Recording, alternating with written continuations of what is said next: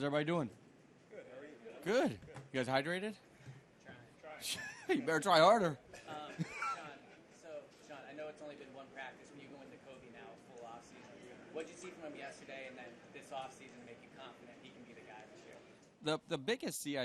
The biggest thing I see from him is just the ability and the willingness to keep growing, and that's what we're looking for, really, out of all these guys, and him in particular, because it's a new role for him, and we're excited about it because he's got that mindset. He's been really working hard, obviously in the off season and all summer, in constant communication with his coaches and myself, and kind of just setting himself up, and he's got to keep taking that mindset on a daily grind type of mindset.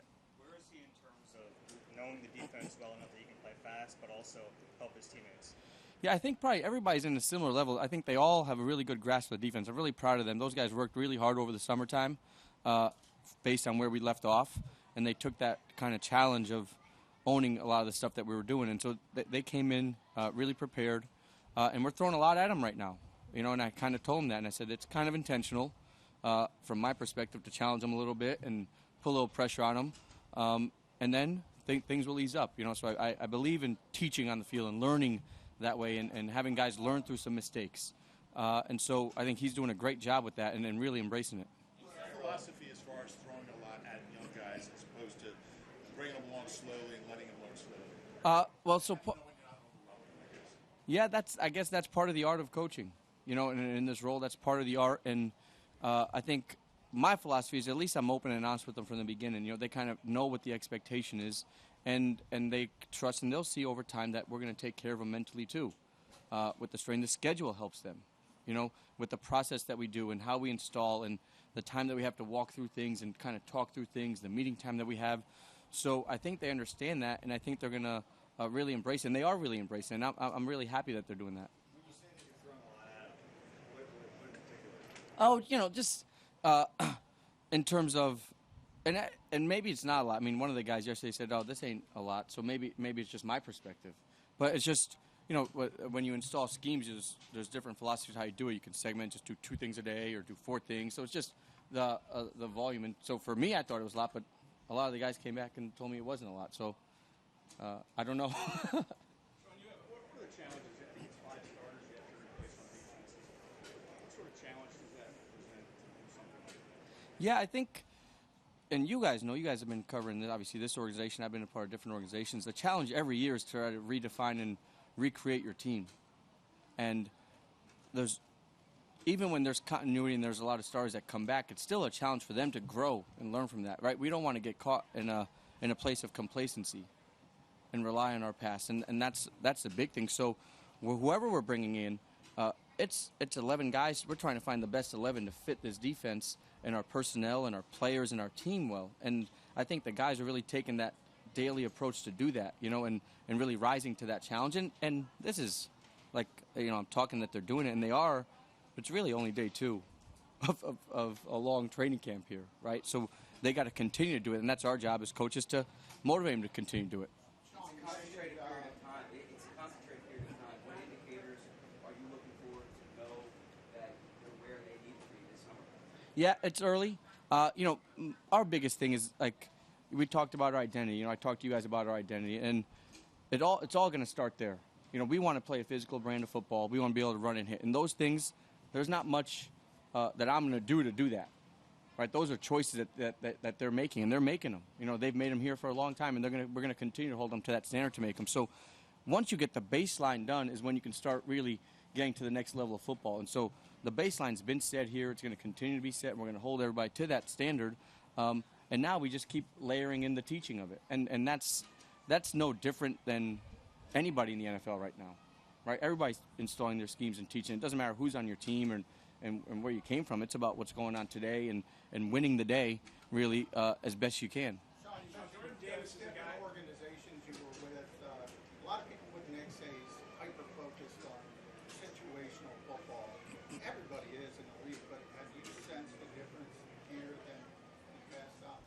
Yeah, no doubt there's a difference. I mean, there's like you said it the best. You know, there is a hyper focus, and it's awesome. And I think the players embrace it. I know we do as a staff, and it keeps us on our toes. You know, like, and it's it creates, I think, what Coach does really good at is it's trying to create game-like situations, whether we're in the meeting room or on the practice field constantly. And, like, to be honest with you, that's real football.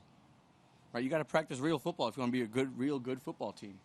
And the other stuff is not fake football, but it's like, you want to throw a situation on somebody and see how they react, because that's what happens in a game.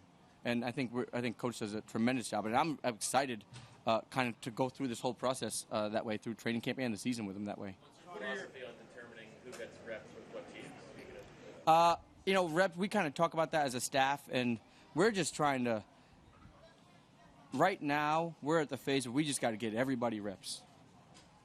So it doesn't really matter, I'm not a big, hey, these are the ones, these are the twos, these are the threes. Like, we got to get everybody reps. We got to get everybody on tape. We got to get everybody evaluated. Everybody's got to get a fair shot at competing.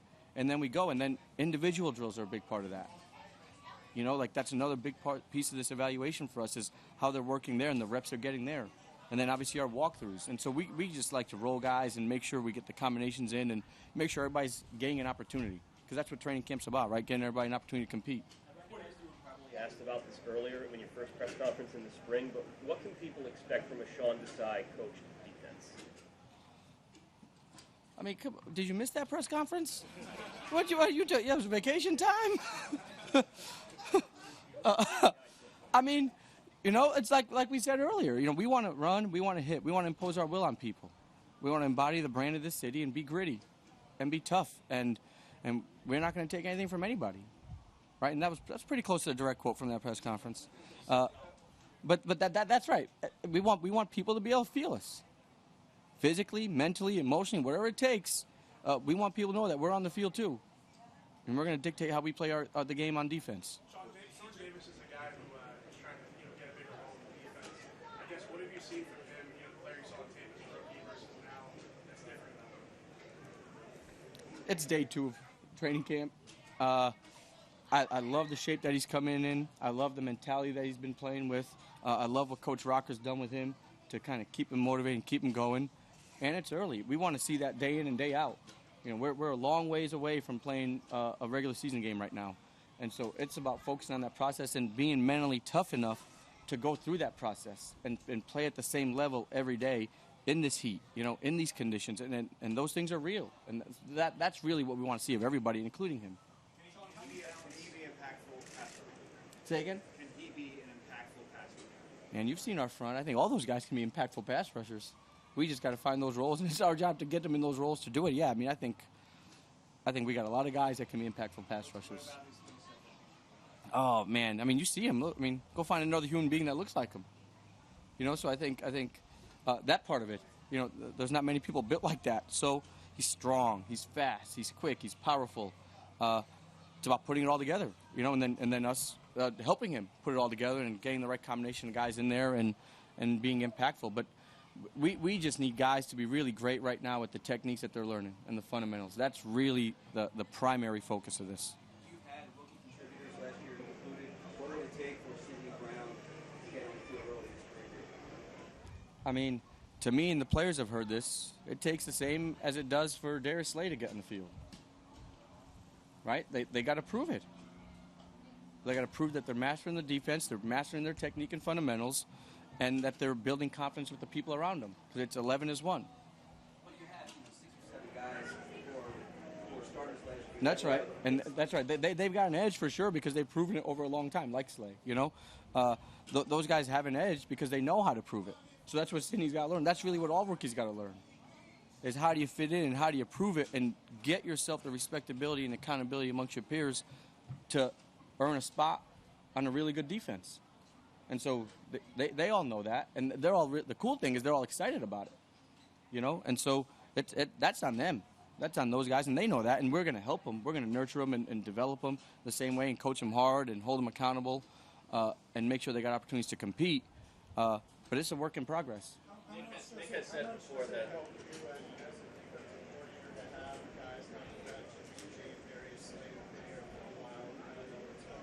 Yeah, it's awesome. It's awesome. Anytime you have veteran guys, and you said a lot of them, and we have a few more also, it helps tremendously. I mean, those guys have played so much football, have seen so much football, And I respect that. I respect that, and I love to learn from other people's experiences. So, I mean, I'm always asking those guys questions of what they're seeing, what they're thinking, what they're feeling, and they're telling me, and we agree. And sometimes if we don't, we talk about it, and that's great. That's part of me growing and them growing, and we're doing this thing together. Say again? I don't see it as that. You know, I think that's like saying who wins in a classroom, the teacher or the student.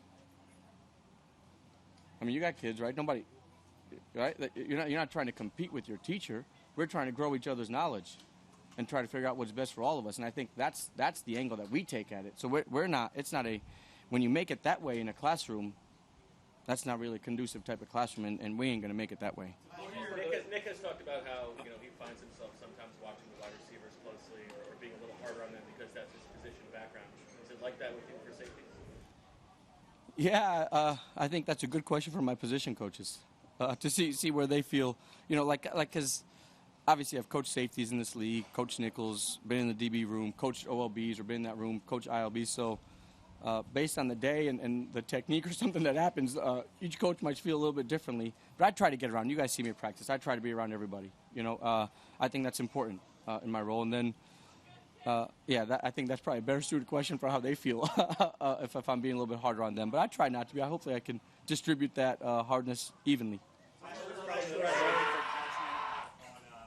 See, that's the energy you guys need to bring here. You don't want us doing that. Why not? I know it's early to make judgments on Jalen Carter's play on the field, but what have you seen from him behind the scenes since he's been here? He's learned to be a pro.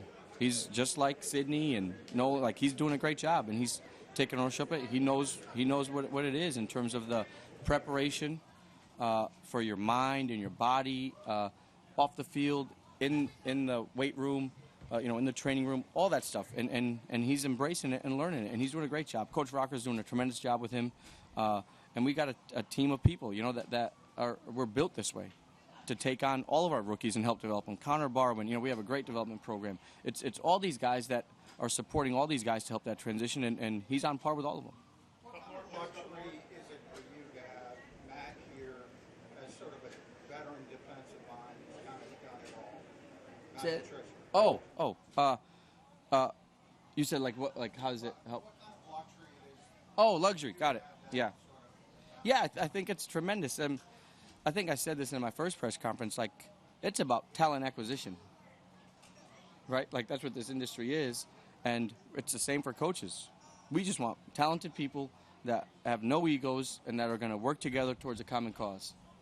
And that's what Coach Nick preaches. That's what Mr. Lurie preaches. That's what Howie preaches, and that's what we're doing. And so Matt's a tremendous asset. I mean, he's got so many years of experience on all sides of the ball. And as a head coach, as a coordinator, as a position coach, coaching different position rooms. So he's been a tremendous asset, I think, for me, obviously, and really for our staff. And we've really integrated it well, and he's able to help a lot of different people and be an assisting role, kind of like I am during practice. You asked, I ain't going to go down there and coach the safeties and take over the drill and all that stuff. That's not my role right now. My role is to help develop everybody, and that's where Matt is able to help do that. What are your early impressions? Nick has been very big on preventing explosive plays, and Gannon followed that. Is that part of your? Oh yeah, that's part of that double positives, right? Yeah, that's our organizational philosophy, right? In terms of explosive and takeaways, that's our double positive, and that's a big part of our philosophy. How do you measure explosive plays run and pass? We have some metrics that we use, and then we're still kind of working through making sure that it fits with everything. But the biggest thing is you don't want to give a big real estate of yards, right? There's 100 yards on a field, and that's the field that you're defending. So any chunk of real estate that comes, whether it be through penalties, through explosive plays, missed tackles that lead to big chunks of yards, right? Those things are things that we don't want to play, and they're going to happen. But we want to try to limit those as best we can and get on the positive side of that as much as we can. What are your early impressions of the young cornerbacks behind Slade, Bradbury, and Maddox? Yes, similarly, they're young, they're competing, and they're working hard, and they're taking advantage of their opportunities to learn behind two really good, really smart veteran football players that have a lot of production in this league. And so they're pushing them, and And that's all we want from them. We want them to keep growing and learning and then being themselves. You know, when it's their chance to go, they can't play press or off or whatever. They can't do it how somebody else does it. They got to play it in their own way, and we're going to teach them how to play it in their own way and then optimize their skill set that way. Thank you.